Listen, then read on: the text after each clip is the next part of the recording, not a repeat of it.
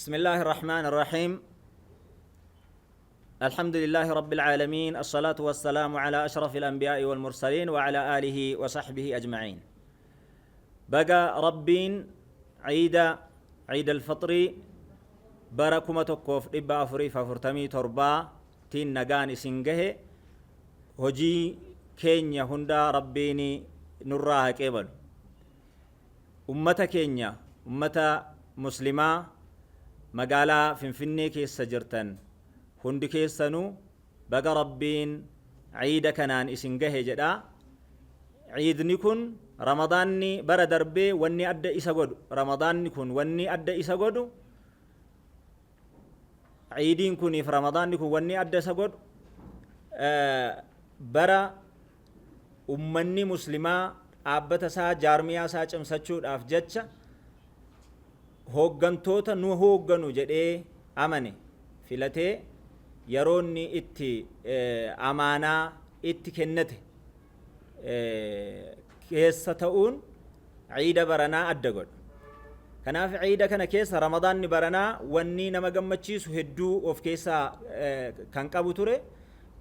Baatee cibaadaan bal'inaan ummanni gara masjiidaatti deebi'ee salaata isaatiin taraawwihiidhaan rabbii isaa galateeffataa itti ture.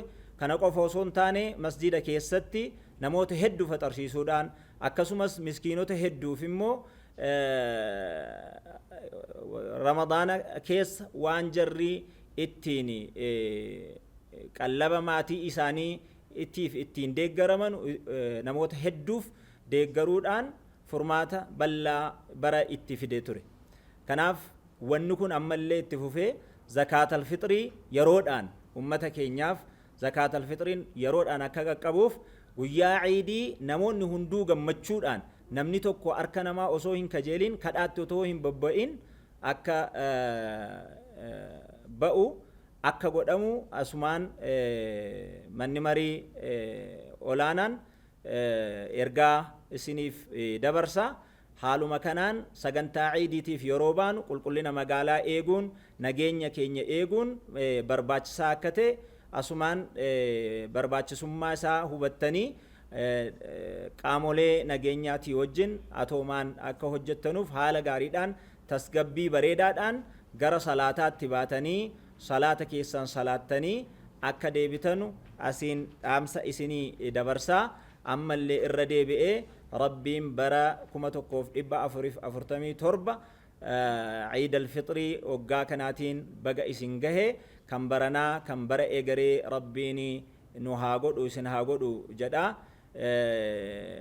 Ciidiin kun ciidii namni hundi itti gammaduu fi itti milkaa'u ta'ee akka darbu asumaan hawwii qabnu ibsanna. Wassalaamu alaikum wa rahmatullahi wa barakaatuh.